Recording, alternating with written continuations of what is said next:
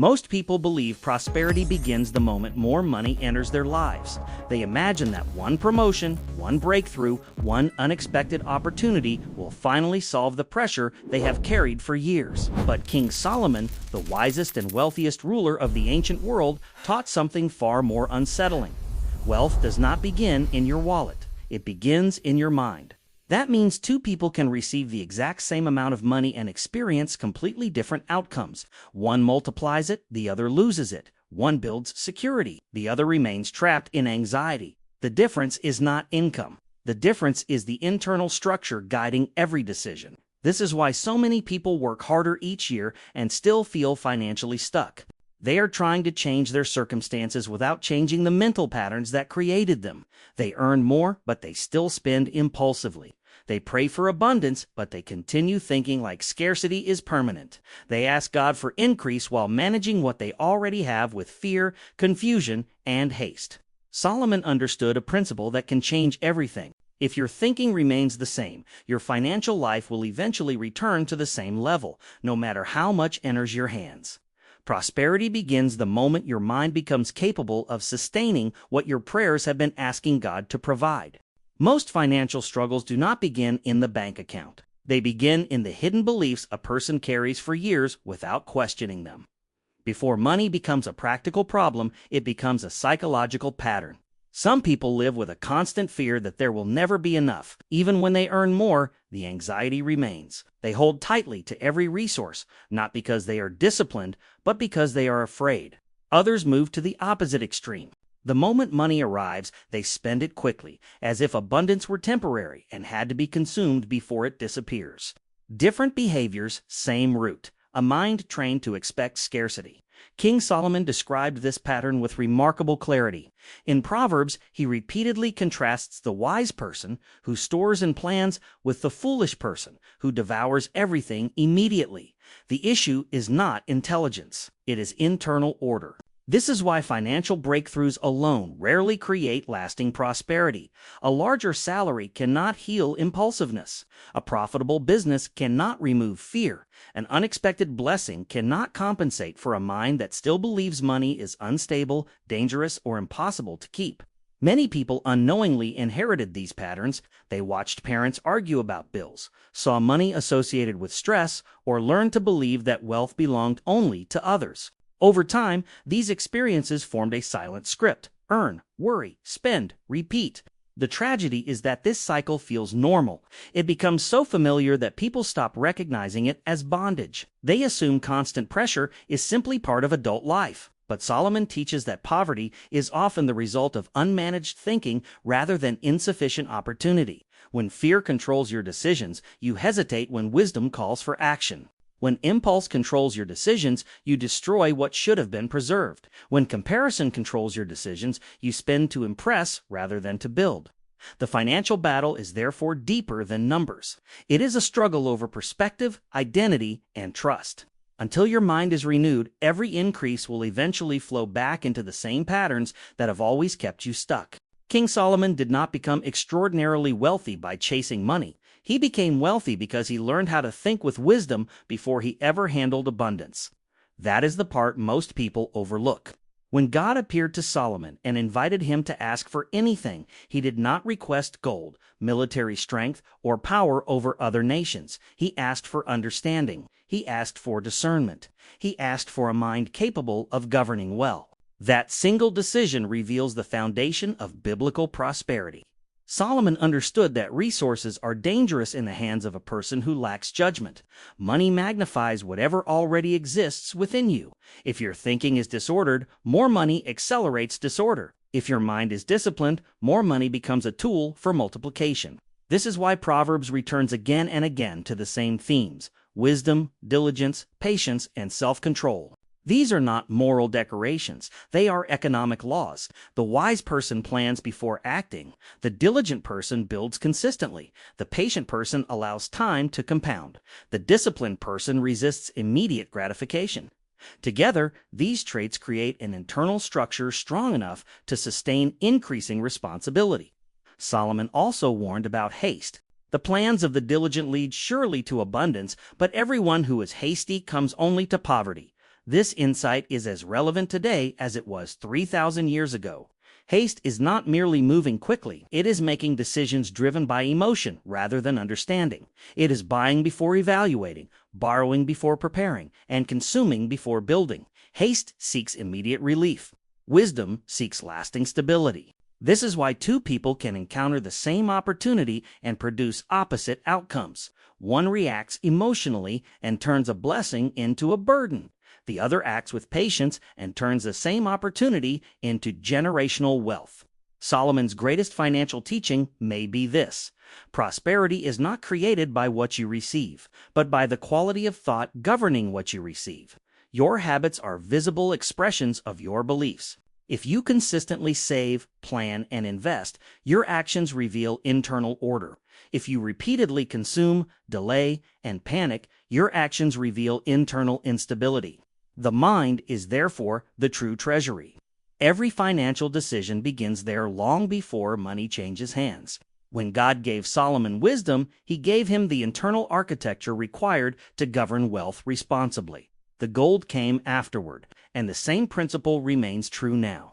When your thinking becomes ordered, disciplined, and guided by wisdom, prosperity stops being an accident and begins to emerge as the natural consequence of a renewed mind. If King Solomon revealed that prosperity begins in the mind, Joseph proved what happens when that mindset is applied under pressure. Joseph did not rise to power because he inherited wealth. He did not begin with land, influence, or financial security. He began in betrayal, slavery, and imprisonment. By every external measure, his circumstances suggested limitation, yet his thinking remained ordered. That is what changed everything. When Pharaoh was troubled by dreams about 7 years of abundance followed by 7 years of famine, Joseph did more than interpret their meaning. He proposed a system. During the years of plenty, Egypt should set aside 1/5 of the harvest and preserve it for the coming crisis. Notice what Joseph did. He did not react emotionally to abundance. He did not assume prosperity would continue indefinitely. He treated increase as a responsibility, not an excuse for consumption. This is the mindset that separates builders from spenders. Most people believe abundance means freedom to relax. Joseph believed abundance meant preparation. While others celebrated the present, he organized the future. For 7 consecutive years, he stored grain with unwavering discipline. There was no visible crisis yet. There was no immediate reward. Every act of saving was an expression of faith in what God had revealed. That is why Joseph's story is so powerful. He demonstrates that prosperity is not the result of favorable conditions. It is the result of faithful management. When famine finally arrived, the world discovered that Joseph had become the most prepared man on earth. Nations came to Egypt seeking food. The prisoner, who once had nothing, became the administrator of global provision. His wealth and influence were not created during the crisis. They were created during the years when discipline seemed unnecessary. This principle still governs financial life today. Anyone can spend when money is available. Wisdom stores with purpose. Anyone can react once hardship begins. Wisdom prepares before the need appears. Joseph also understood that saving was not selfish. The grain he preserved sustained families, protected a nation, and preserved the covenant line through which God's promises would continue. That is the deeper lesson. Biblical prosperity is never merely personal. God entrusts resources to those who can transform abundance into protection, stability, and blessing for others. Joseph changed his future long before his circumstances changed, and he did it by thinking differently. The same renewed mindset that elevated Joseph can transform the way you manage every resource placed in your hands. The most important financial transformation does not occur when your income increases. It occurs when your identity changes. Many people continue living as consumers even while praying to become builders. They see every paycheck as something to spend, every opportunity as temporary, and every financial decision as a reaction to immediate pressure. Without realizing it, they remain trapped in a mindset designed to maintain dependence rather than create freedom. King Solomon teaches that prosperity requires a different identity. The wise person does not ask, "How much can I spend?" The wise person asks, "What has God entrusted to me, and how should it be multiplied?" That single question changes everything. A consumer sees money as permission for comfort. A steward sees money as responsibility. A consumer focuses on appearance. A steward focuses on structure. A consumer seeks immediate satisfaction. A steward seeks long-term fruit. This is why real prosperity feels like an internal shift before it becomes a visible result. You begin pausing before purchases. You stop measuring success by what others display. You become less impressed by short-term gains and more committed to durable foundations. You no longer ask whether something is affordable in the present. You ask whether it strengthens the future you are building. This transformation also changes the way you view work. Instead of seeing labor as a means of survival, you begin seeing it as seed. Your skills become assets. Your knowledge becomes capital. Your time becomes a sacred resource that must be invested intentionally rather than spent unconsciously. Joseph embodied this mindset. Even in prison, he managed what was entrusted to him with excellence. Because he proved faithful with limited responsibility, God positioned him over vast resources. Prosperity followed stewardship. The same principle applies now. When you consistently manage small amounts with discipline, you are training your mind for greater responsibility. Saving develops patience. Planning develops clarity. Giving develops trust. Investing in knowledge develops capacity. These habits reshape identity from the inside out. Eventually, you stop feeling like someone hoping for a breakthrough and start thinking like someone preparing for one. This is the hidden threshold many never cross. They want abundance without becoming the kind of person who can sustain it. But when your identity changes, your decisions change. When your decisions change, your financial patterns change. And when your patterns change, your future begins to follow. Prosperity is not merely the arrival of money. It is the emergence of a mind that has learned to think, choose, and act like a faithful steward of everything God places in its care. A renewed mindset must eventually become a practical structure. Wisdom that remains only in thought cannot produce measurable change. King Solomon and Joseph both demonstrate the same truth. Prosperity grows when internal order is translated into consistent action. Begin by deciding on a fixed percentage to set aside before spending anything.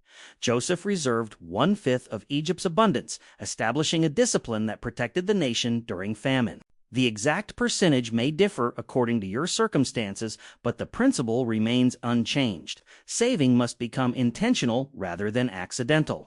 Next, organize your resources with structure. Separate money into clear categories: daily expenses, emergency reserves, investment, generosity, and education. Financial confusion creates emotional decisions. Structure creates clarity. Then eliminate the silent leaks that drain your future. Review recurring expenses, impulse purchases, and debts that consume income without producing lasting value. Solomon warned that haste leads to poverty because undisciplined decisions steadily erode what should have been preserved. Build liquidity. Maintain available reserves so unexpected challenges do not force desperate decisions and genuine opportunities can be seized when they appear. The families that endure crises are rarely those with the highest income. They are those with the greatest margin. Invest in knowledge. Solomon asked for wisdom before he received wealth. Books, training, and skill development can become some of the highest return investments you will ever make because they expand your capacity to create value.